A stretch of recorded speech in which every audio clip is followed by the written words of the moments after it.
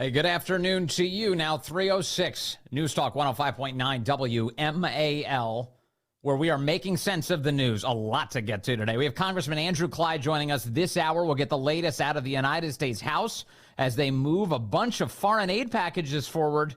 And, of course, not border security, not in any meaningful sense. Gabriel Noronha will be here at 4 o'clock. We talked to him about Israel's response to Iran's missile barrage. A big response last night. Gabriel describes how that all went down. Sarah Parshall-Perry is here from the Heritage Foundation. That's at 4:30. We talk about Joe Biden's demented Title IX changes meant to hurt women while claiming that he was protecting them. Chris Bedford is here at 5 o'clock. We talk about Congress with him. And then Ashley Oliver, Department of Justice reporter from the Washington Examiner, here at 5:30. We talk Donald Trump's ongoing trial in New York. You can join us. 888-630-9625. 888-630-WMAL.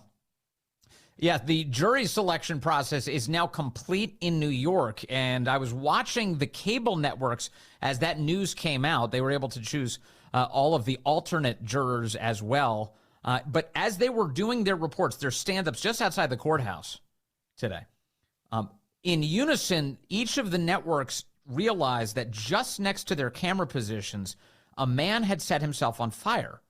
We have more self-immolation going on in the United States, this time outside the courthouse where jury selection had just completed for President Trump. I was watching, of all things, MSNBC. I almost never actually watch MSNBC, but I was flipping through the channels and trying to figure out what to take a look at as I was preparing for the show today.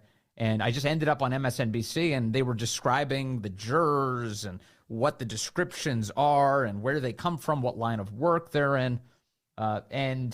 As this was happening, the MSNBC reporter suddenly realizes, wait a second, something else is happening right off screen. This is the MSNBC broadcast as it all went down today. And they have already impaneled a jury. That means that we are looking towards Monday for opening arguments. That is an unbelievable timeline to think about. And I got to say, Chris, now I'm looking at, there is a man on fire, Chris, in the middle of a square in front of me where protesters were standing. An individual has now set himself on fire. And I am looking at this now. We don't have cameras trained on this individual, but it is unbelievable to see, Chris. My gosh. Is it over in an area where they're collapsed? He is about 50 feet away from me, Chris. He is now collapsed on the ground. Now, so MSNBC, I will say, of the three cable nets, the big ones, had like the most sober description of what was going on. She was trying to just give a play-by-play. They didn't move any cameras on MSNBC because I think she was talking to a tripod. I don't even know if she had a cameraman operating the camera at that time. Meanwhile, over on Fox, Eric Shawn was live as this went down. This is what he sounded like. Fox employees sought fire extinguishers to put the man out. And also there's a woman who gets her news from the New York Times and Google. She is from Chinatown. So for that reason, we have a fire over here. Turn the camera. Turn the camera. Turn the camera. Guys, there's a fire. Oh, my God. All right, there's a fire that has started, as you can see live. We wonder if a person is on fire. Themselves on fire. In the fire. We apologize for showing this. They did show an image. They turned the camera and they showed an image of the man on fire for a brief moment, and then they quickly put another image of Donald Trump back on screen inside of the courtroom. Fire extinguisher. Do we have a fire extinguisher in the truck? Running. Do we have a fire extinguisher in the truck? Connor, bring a fire extinguisher. All right, so Eric Shawn over on Fox trying to get a fire extinguisher in there. Eventually, fire extinguishers do come in. Not clear that one of them was from Fox, but clearly the effort by the Fox crew to try and douse this man, put him out. And then CNN's coverage. Laura Coates is their reporter who was on the street there, and she instantly yelled out, "active shooter." I don't know who told her or who was in her ear or how she came to this conclusion, but the first thing she screamed out on the air was active shooter, which was not true. And then she proceeded over the course of 4.5 minutes to speak without breathing as she, I mean, listen to this. It is the most rapid fire attempt at an explanation of what she's seeing you've ever heard. We also are seeing an active shooter. An active shooter is in the park outside the court. We have a man who he has set fire to himself. A man has emblazoned himself outside of the courthouse just now. Our cameras are turning right now. A man has now lit himself on fire outside of the courthouse in Manhattan, where we are waiting for history to be made. A full jury panel is gone. We are watching a man who is fully emblazoned in the front of the courthouse today. We are watching multiple fires breaking out around his body and person. We have seen an arm that has been visible, that has been engulfed in total flames. There is chaos that is happening. People are wondering right now if people are in danger. I'm looking across the courtyard. There is a man racing to his aid. There's coats coming off to try to put out the fire. We have members of security details. NYPD is rushing to the scene. They are trying to come now. Officers are on the scene. A fire extinguisher is right now present, being put on this man to try to put out. People are climbing over barricades. Now, again, that what you just heard, that goes on for 4.5 minutes at least before she finally comes up for air.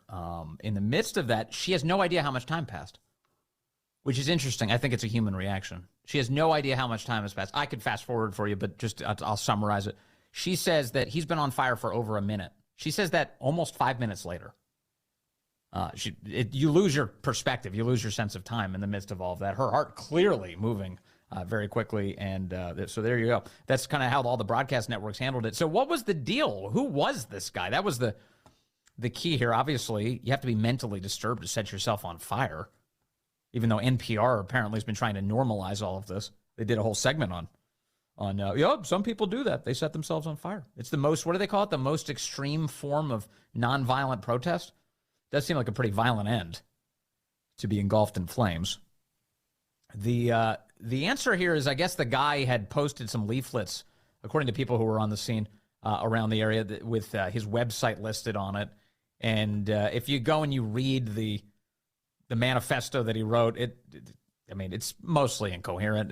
He declares that he set himself on fire outside the Trump trial, which is true. And then what you discover is that he hates Trump. He hates Trump, but he also hates Hillary, and he hates Biden, and he thinks that everything is a scam. He thinks this is all just like a scripted wrestling match, and it's all designed to, in the end, rob you of liberty, and on and on and on. He's got many paragraphs on how The Simpsons has all of these themes that are meant to deaden you inside. Literally, The Simpsons, the cartoon show. So the man is disturbed, sets himself on fire outside of the trial, and in case you're wondering, it turns out the guy hates Trump and thinks he's awful and thinks he's a part of some scheme to bring about tyranny in the United States. Of course, as you know, Trump is on the receiving end of that tyranny. He is the reason they're putting him in the courtroom is to prevent him from becoming the president of the United States again. They'd like to not only take him off the ballot, they'd like to straight up throw him in jail. That's the left's plans for him. Hard to see how Trump's in on that scheme. But that's what happened today in New York. Meanwhile, back here in this area, we've also got this chaos of you may have heard in our news just a few minutes ago, the case of Montgomery County, where we have an 18-year-old biological female who claims that she's a male. 18 years old is an adult. You're a high school student, but 18. This week, on Wednesday, arrested by Montgomery County Police in connection with a plan to commit a school shooting. I'm reading from National Review's coverage. Andrea Yee is the name of the girl, of Rockville, Maryland. Goes by the name Alex. Authored a 129-page manifesto detailing her desire to attack an elementary school. She said she wanted to be famous. Described her strategy for carrying out the shooting, according to the Montgomery County Police. The statement of charges against her, which National Review obtained from the office of the Montgomery County State's Attorney, includes excerpts from her manifesto and glimpses into her internet history. Her search history, Google, in addition to instructions for making bombs and details about other school shootings, had to do with the March 2023 attack on the Covenant School in Nashville, Tennessee. So it looks like a possible copycat crime averted here. That was the attack by a transgender murderer on a Christian school. That's where, as National Review points out, someone called Audrey Hale, a biological woman who is calling herself Aiden, a male's name, killed 3 9-year-old children and 3 adults before being shot and killed by police. The Montgomery County would-be attacker, according to National Review, viewed a behavioral threat assessment conducted of Hale and Googled the Nashville shooting as well as other information about Hale. Excerpts from the manifesto include fantasies of violence. I've considered shooting up my former elementary school because little kids make easier targets, she wrote. And I run the risk of getting attacked or tackled midway through with high schoolers. I also hated elementary school. This is a common theme, isn't it? Listen to this. So she says that she'd rather attack the elementary school because in high school, the kids are older and probably more capable of taking her down. The vulnerability of the target was what was inspiring her to choose it. This goes right to the heart of that gun debate, right to the heart of it. Why do we talk about, in the wake of violent attacks, just awful tragedies, people want to protect the children, don't they? And they would like good guys with guns to be able to fire back, wouldn't they? Well, that makes all the sense in the world. And when you have people, regardless of the state of mind, this sounds insane, but if they're going to take up an effort to attack children, you've got to protect them, don't you? You have to. You have to. And yet, what is the public policy response? Almost always, especially guided by the left and then not fought back against well enough by the right, typically, is, oh, well, you have to disarm law-abiding citizens. It's the only way out of this. We have to take guns out of more good people's hands. What? You're just enabling attacks like this. Again, the would-be assailant here, the transgender attacker, saying her ultimate goal would be to set the world record for the most amount of kills. I'll spare you the rest of it, but it's just awful, just awful. Let me take a phone call here. I've got Carter calling from Rockville now, line 1. Carter, you're on the Vince Colonnese Show. Carter, can you hear me? One more attempt. Carter, are you there? Carter wanted to talk about this story. Okay, sorry. I guess we do not have Carter, but Carter wanted to say that he or she were at the school shooter press conference this morning, and apparently Mark Elrich compared the shooter to a white nationalist. This is a transgender shooter situation here. What is this? And by the way, like white nationalists, I mean, if they're conducting attacks, lock them up. I mean, these leftist ideologies, the white nationalism, the identitarianism, the transgenderism, people are being driven crazy by this stuff. Here is, this must be Christopher Carter who shared this. This is who was present this morning, a journalist at this Montgomery County press conference. Take a listen to this audio. Here we go. Hello, Chief. Thank you very much. I just wanted to commend you for great police work. This actually is a question for Mr. Elrich, if he doesn't mind stepping away here. Yesterday when this story broke, I read this story. I've been covering crime in this town for 20 years. What is the reluctance of the county to admit that this individual was transgender? This is the 4th time that we have seen this happen very recently. And right here, I hear all of our leadership. Oh, you should see the people on this stage. Everyone starts shifting around and looking in another direction, staring at their feet. They are not comfortable with this. Saying to us today, and what we do in journalism here, we try not to do, is bury the lead. Why am I hearing about this from the New York Post? Because it's not a lead. You know, how do you publicize every time somebody gets murdered that it's a white Christian male who's heterosexual? No, was it? You don't, are these the only crimes that get committed? You never publish somebody's sexual orientation when you talk about this. Why you focus on it being a transgender is beyond me. It is not a news story. It is not a crime to be transgender. They want to bury the detail. Mark Elrich declaring today in Montgomery County he'd rather bury this detail. And I'm sorry you feel that way. That's not what I said. The county's reluctance to admit it. Yeah, what a great point. Great point. There's that video courtesy of Christopher Carter, who I believe was who was on hold to talk about this. Thank you for your reporting. All right, hold tight. 321 now. The cannibal story is back at the White House, thanks to Peter Doocy, who's, I think, the only person who's willing to even ask about this absurd story that Joe Biden told during his Pennsylvania campaign stops this week, that his uncle Ambrose, was that his name? Bosie, was consumed by cannibals in Papua New Guinea. Here is a small portion of the back and forth between the Deuce and Karinge. And I agree, Second Lieutenant Ambrose J. Finnegan was a war hero, but the Pentagon says, for unknown reasons, the plane was forced to ditch in the ocean. Both engines failed at low altitude. Why is President Biden saying he was shot down? There's no evidence of that. And why is he saying that his uncle was eaten by cannibals? That is a bad way to go. He lost his life. It's not, look, I'm not. We should not make jokes about It's this. not. Wait. President Biden said that his uncle was eaten by cannibals. It's very serious. He was consumed by cannibals. Have some respect. Is he? Like, wait, it didn't happen. He's not allowed to be cheeky in the slightest. Last line is for a laugh. It's for a funny statement. She's scolding him.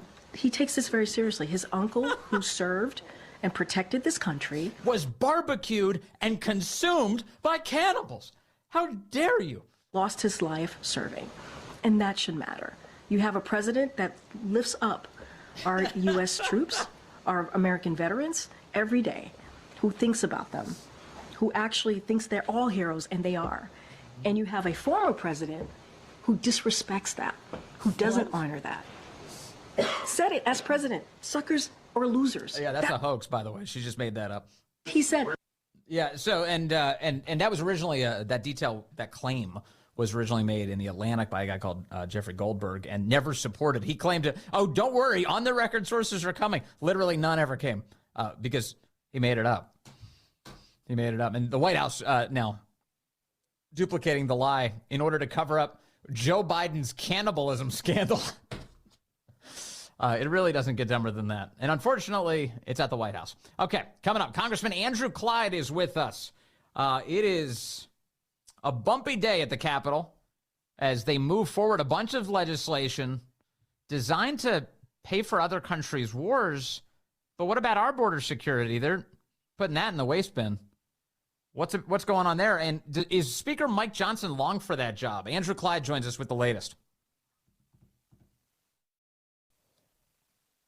Hey, good afternoon to you. It is now 3:35, News Talk 105.9 WMAL, where we're making sense of the news. Coming up, 4 o'clock, we'll talk to a former State Department advisor, Gabriel Noronha, about Israel defending itself and striking Iran last night. We'll get into the latest there. At 4:30, Sarah Parshall-Perry is here from the Heritage Foundation as we examine how Joe Biden is weakening protections for real women in the United States. Big news today on that subject. Chris Bedford is here at 5 o'clock, and then from the Washington Examiner, Ashley Oliver joins us at 5:30. You can join us, 888-630-9625, 888-630-WMAL. The Hill reports that the House has advanced legislation today to send aid to both Ukraine as well as other embattled U.S. allies overseas, clearing a key procedural hurdle after Democrats stepped in to back the measure, a rare move by the minority party, but one that was crucial to nudge the package forward in the face of fierce conservative opposition. The chamber approving the foreign aid rule in a 316 to 94 vote, meaning debate now begins. The bill's expected to be passed tomorrow. For more on this, let's bring in a congressman who voted against advancing all of this. Congressman Andrew Clyde is here. He represents Georgia's 9th Congressional District. He's a member of the House Appropriations Committee and the Freedom Caucus as well. Sir, good to have you back with us. Thank you. Well, good afternoon, Vince. Always great to be with you, sir. Tell me, just give me the state of play here, the latest of what's happening in Congress today. Well, this morning we voted a procedural vote on the rule, which would have brought the bill to the floor. And as what we saw last night, where in the Rules Committee, 3 Democrats voted with Republicans in order to advance the rule because 3 Republicans, conservative Republicans, voted against the rule. This particular bill is a terrible bill. We are giving up our leverage when it comes to the border the leverage that we would have had on the Ukraine aid, as in, Biden wants Ukraine, Senate wants Ukraine, and we want border security here in the House. And so in order to get true border security, which would be H.R. 2 or something very close to it, you need to pair that with Ukraine aid. And today this rule officially divorced the two. And you now no longer have any leverage to pass border security, but yet you have now this foreign aid package to secure foreign countries' borders with no policy to secure our border, showing that the Speaker of the House is more concerned about securing foreign countries' borders than he is concerned about securing the border of the United States. And without border security, we have no national security here in the U.S. So this was absolutely wrong. You had more Democrats vote for this bill, the rule bill on the House floor, 165 of them, than Republicans, only 151, because 55 of us voted against this rule. It is a bad rule. It is an America Last bill.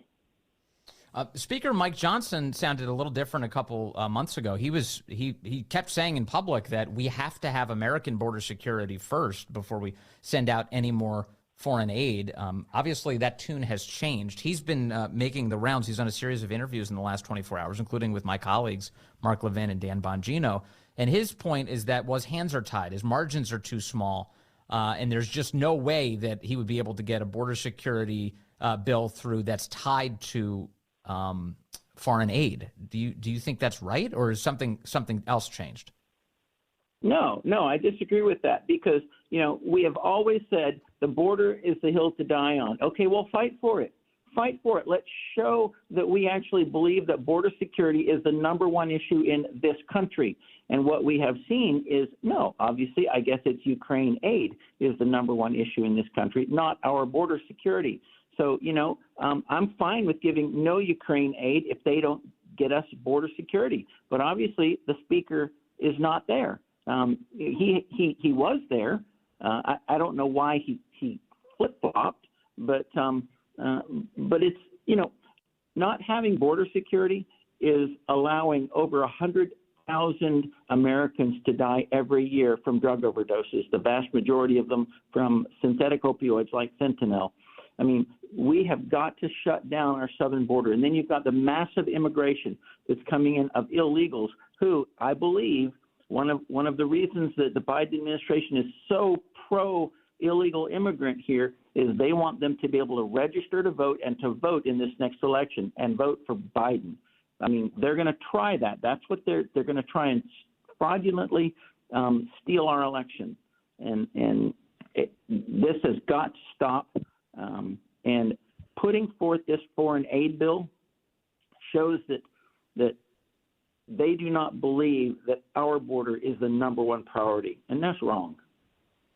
One of the things that we've heard from Speaker Johnson multiple times over the last week is the reason that he's shifted in a number of these positions is that he goes into classified briefings and he comes out, he says, with a better understanding of why the status quo needs to continue. So in the case of the FISA warrantless surveillance of Americans, he said he used to be concerned about the abuses, but now he believes that power needs to stay because he went into a skiff, he got the briefing, and he thinks it's important. He said the same thing about Ukraine funding and why he's prioritizing this foreign aid at the expense of border security here.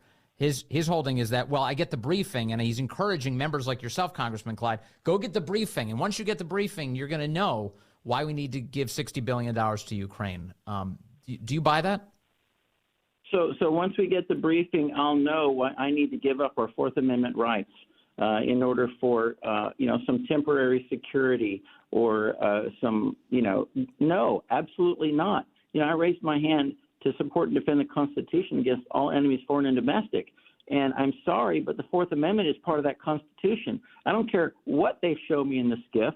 The Fourth Amendment is a constitutional right, and we shall fight for that right. I will never give up that right, and neither should the Speaker, under any circumstances. So, this is wrong.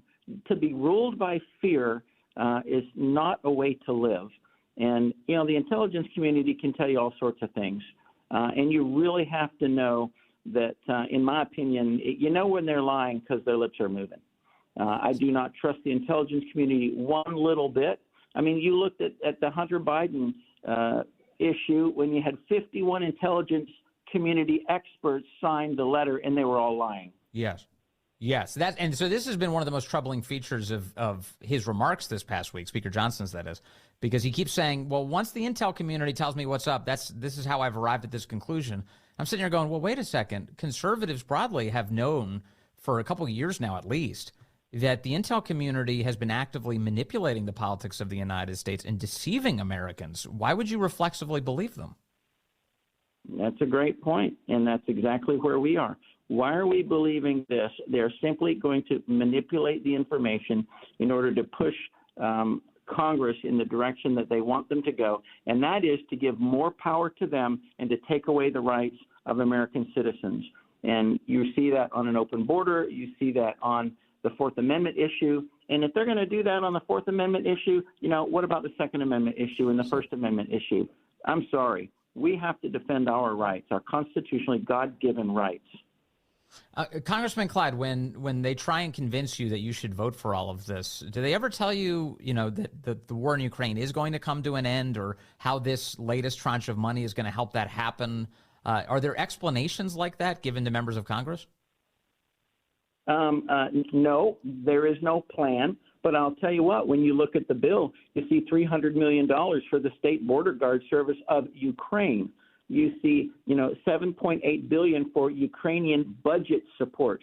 You see $60 million or $60 billion is being sold to us as a loan, but it's all smoke and mirrors. I mean, the president is allowed to waive up to 50% of it after November of 2024, and then the other 50% of it after January of 2026. I'm sorry, but, this whole package is bad. If you look at the Israel bill, and I've read every word of this Israel bill, you've got $400 million, all right, in the bill for FEMA, United States FEMA, to give security grants to nonprofit agencies. You've got $9.15 billion going for disaster relief and immigrant recovery programs in Gaza. That money will go to Hamas. There is no way you are going to feed the people in Gaza and not feed Hamas.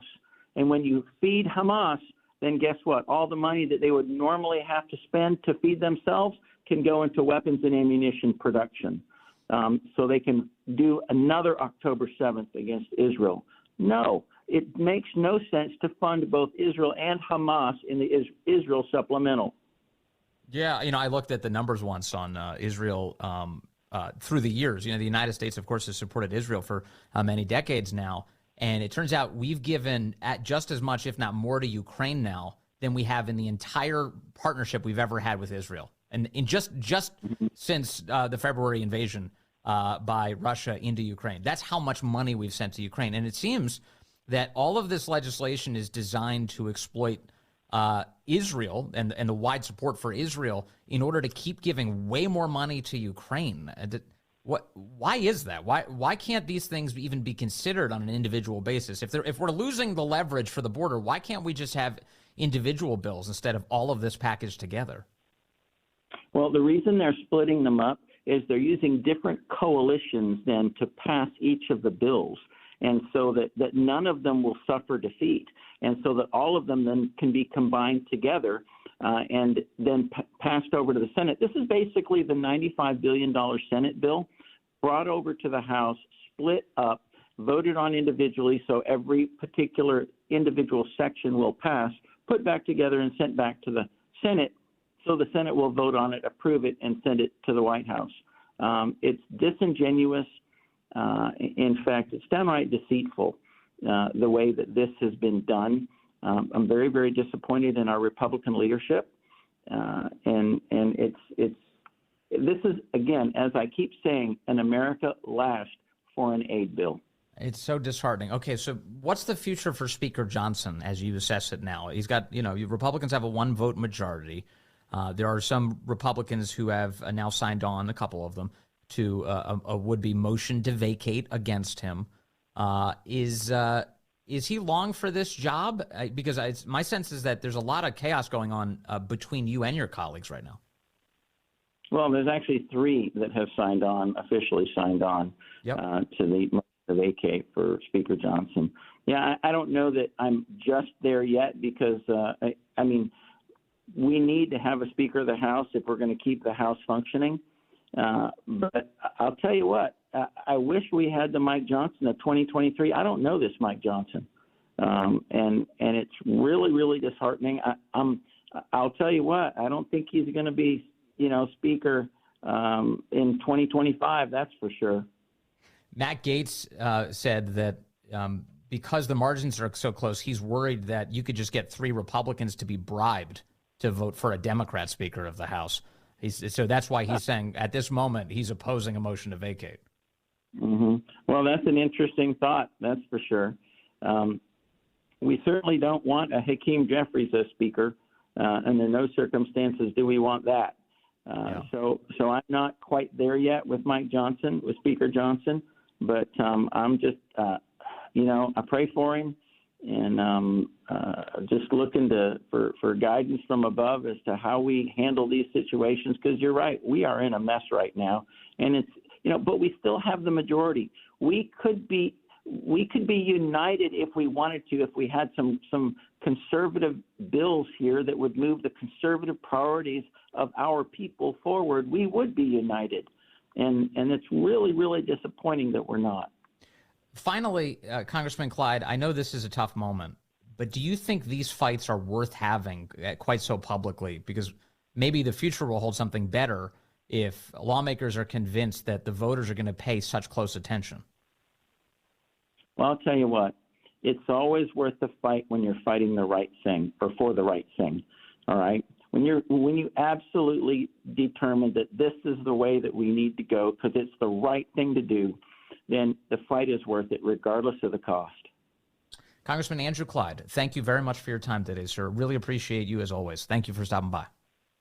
Great to be with you, Vince. Thanks. Congressman Andrew Clyde from Georgia and the House Freedom Caucus. A lot of drama around this issue, and it's not hard to see why. Not hard to see why. Speaker Johnson sounds very different than he did when he took the job and over these past few months. He says, oh, look, I've got a tough job. I've only got a 1-vote margin. Yeah, but you also, you had a very slim margin in the first place. You had a very slim margin in the first place, and you made some commitments. Among them was you were going to secure our border. And that was a precondition to any more foreign aid going anywhere, specifically Ukraine. And now it's been flipped on its head, and you're begging for everybody's patience now. I just think that for Americans, their patience has run out. I think. Yeah. Have you heard the audio of these jets on the runway at Reagan National yesterday? A Southwest flight and a JetBlue flight almost ran into each other. It appears because of an air traffic control problem yesterday. Take a listen. This is the radio traffic between the air traffic control and these two planes yesterday. Reagan National Airport, right here in the nation's capital. JetBlue 1554, traffic pulls off your right. Wind calm, runway 4, cleared for takeoff. Blue Street 5226, left turn at November behind the Embraer, ground point 7.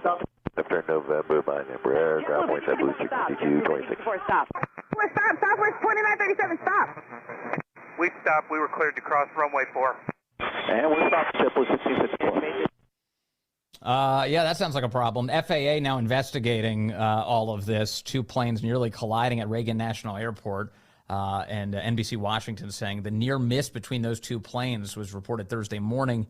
The planes, one from Southwest, one from JetBlue, nearly ended up crossing the same runway around 7:40 yesterday morning.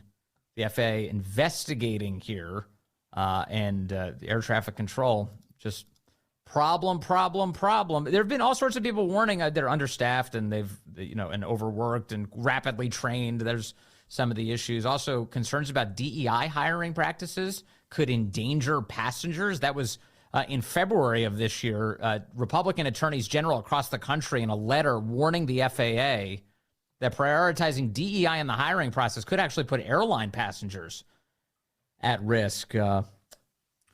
Not sure what's going on here. Don't expect the Biden administration to rush out a clear answer either. But just for your situational awareness, that's what happened in the nation's capital yesterday. Gabriel Noronha is going to join us coming up here in just a few minutes. Polaris National Security, former State Department advisor. We'll get the latest from him as Israel defends itself from Iran and launches strikes that actually hit their targets, as opposed to what Iran did, as Israel's Iron Dome did the hard work of protecting that country. More ahead.